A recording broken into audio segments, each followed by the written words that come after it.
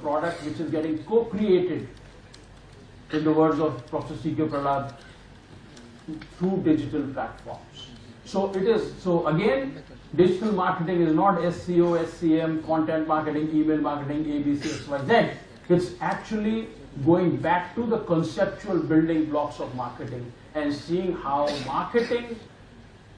digital marketing platforms and tools can be used effectively in each of those elements. If you get this model right, if you get this framework right, you will see the world of digital marketing very, very differently from perhaps how you see it today. So this is first P. And then, is promotion. And there all these tools fit in. You can do n number of things rather than just put print advertisement or television advertisement. You can do n number of things. And promotion is something that you easily understand. Now look at place, which is the other important P. Think of the paradigm 20 years back and today, where brands are no longer bothering about physical distribution. They're going to online, they're going to e-commerce first, and then thinking about, oh, we also need physical stores. And my case study will talk about this. So the paradigm has been changed. Brands are able to leverage platforms like Amazon, Flipkart, their own websites, and various other, social commerce is another area which is picking up fast, where you do not have to think about building 1,000 stores before you can think of creating 1,000, 2,000 crore sales. You can actually do it having zero stores. So that's the intervention as far as place is concerned. You look at pricing, again, very fascinating price, what was the impact of pricing. Price comparison, it's so easy. If it's physical environment, you have to go from store 1 to 2nd to 3rd and 4th and compare price, and that may take 2 hours.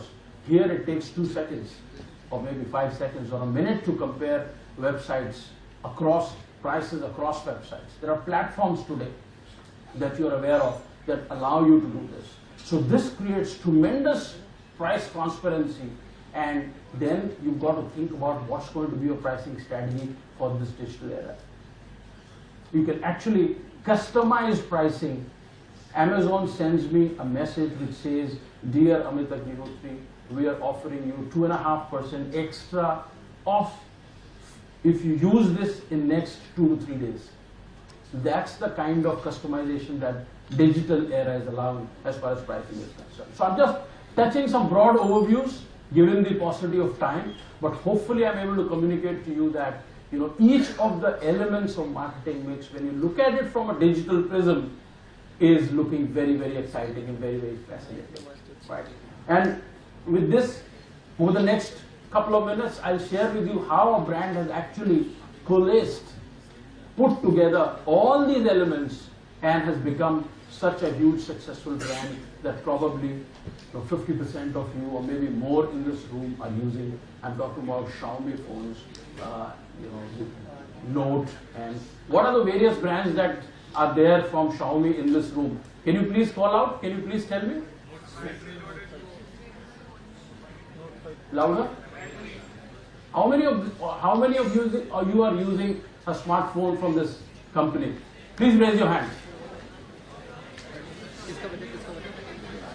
So about 40% definitely, right? And you will see a very fascinating connection to the theoretical principles that I was trying to tell you when it comes to delivering value for this brand.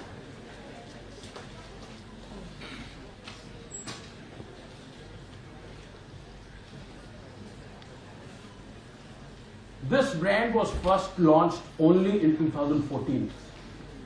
Okay? So it's just about 5-year-old brand in the country. Compare that to Samsung, LG, and so on and so forth. At that time, there were dozens of brands, if you remember 2014, summer of 2014, Samsung, Micromax, Lava, many of them you probably don't even hear. And the reason why I've created this case study for this conference is because it beautifully encapsulates all the areas through which digital marketing and digital era can be used for brand very, very effectively. In a very short span of time, by Q3 of 2017, it became the #1 smartphone brand in the country. And since then, over the last 2 years, it has been dominating the industry with largest number of units shipped. How did they do it? Where there were such large companies with such deep pockets, which were not able to do something. And here is a brand that comes out in 2014 and disrupts the market. So let's look at this case study to highlight the points that we've been talking about. When others zig, you zag. Innovate, innovate, and innovate. If this is going to be your mantra when you go to the marketplace after your various programs that you've done, if you look at things as they are through the traditional lens, you will have limited success because there is market saturation. But when you look at lens of innovation, you will be highly successful. First, quickly, target audience. Unlike other phones which were straddling across the price spectrum from 5,000 rupees, let's say, to 50,000 rupees, this brand clearly shows a target group, which is people who are aspiring for a great product but were cost conscious, right? People who are looking for great experience but were very cost conscious, and who are willing to invest time and energy to search and discover new offerings.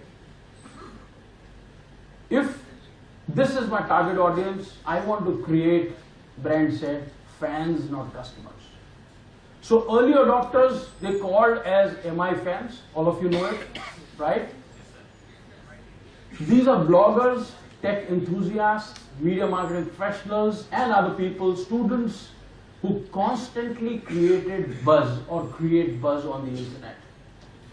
And this is the quote from the CMO of Xiaomi.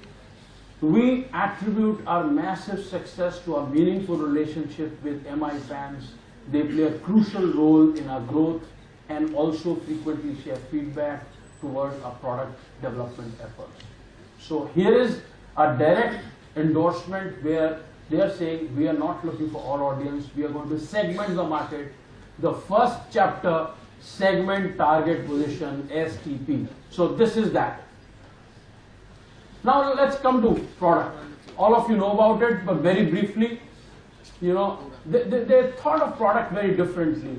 They said, we provide the most innovative product of the highest quality with best specifications. Am I right with this?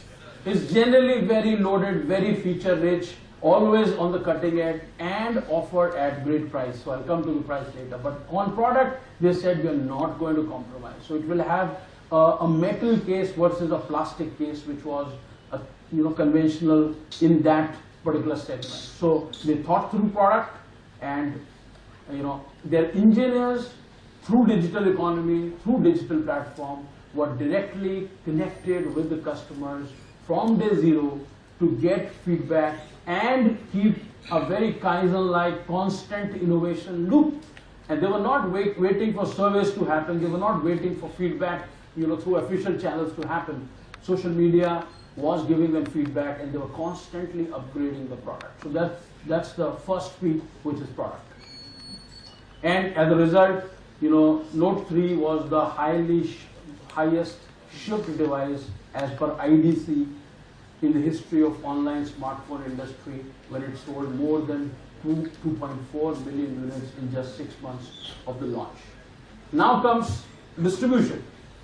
So product, they've innovated. First they innovated on target audience definition.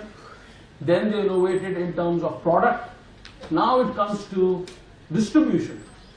And they never thought of building offline stores to begin with. They started in 2014 with Flipkart. If you remember, Flipkart was a rage at that time. Very established, very successful. Lots of customers.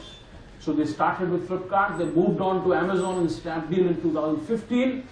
And these retailers who had a large number of customer base, they were able to leverage with zero cost on day zero. Just think of how smart this strategy is, but nobody else did it, before that. So that's their innovation for distribution. Only, and then in 2014 they went direct. Now they actually prefer their own website. So as you can see, they have constantly evolved. They've not stuck to a approach, and then so now they promote a lot on their own website rather than the e-commerce platforms.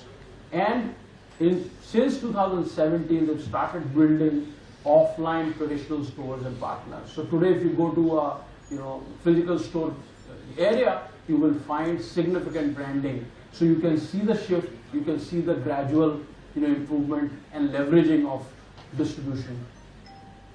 Now, another innovation that they did, which was flash sales, which is really the art of scarcity. And this is something that only digital platform, internet allows you to do. All of you know flash sales? Limited number of units are given away, sold at date and time till stocks last. So can you think of a brand which is a challenger brand having the audacity to say, I will sell on this date, at this time, on this platform, if you want to buy, come. This is audacious. Creates scarcity, buzz, and impulse purchase. Many a times you end up buying even though you were a fence sitter, because in the next 2 or 3 minutes the product will be sold. Just think of brilliance of this strategy and how they've been able to execute it by leveraging all aspects of the digital environment. When they first did it, the demand exceeded the supply by 10x. And to just sum up, and this is my last slide, which is essentially talking about how they've managed to outwit the competition by using the digital economy. When you look at TG, competition was focused on all segments. Here they were focused only on mid-market, 7.5 lakh to 7,500 to 15,000. Of course, over a period of time, they will now broaden. In terms of products, competition was looking at parity. They were looking at, innovative, feature-led, best-in-class, locally manufactured. 2014, when they launched, they actually started producing in Sri City in Andhra Pradesh. So they were very clear. Pricing, we've talked about it. Place, we've talked about it. And promotion, which is the simplest and the most important of the piece when it comes to looking at through digital era. They only use digital marketing, see you as a celebrity. Buzz and digital world is the word of mouth is the key. And contrast that with the strategy of the competition, which was paying celebrities like Amitabh Bachchan and Amir Khan, saying, hey, this is the phone that I use, and people don't trust that any longer. That day and that era is gone.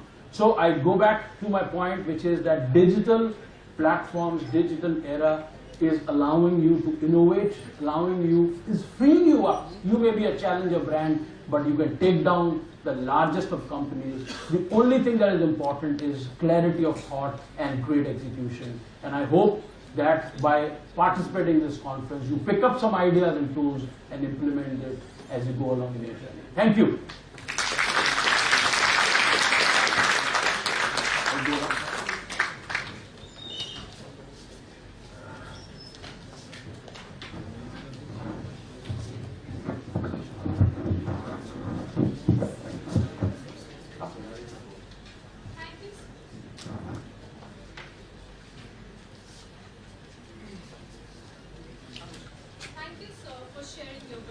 Insights with us.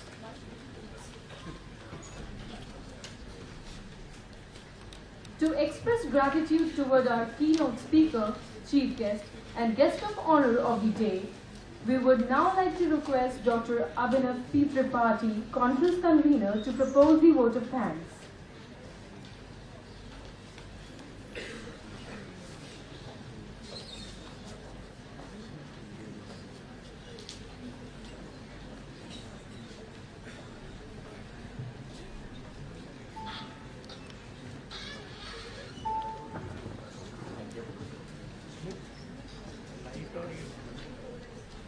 So good morning.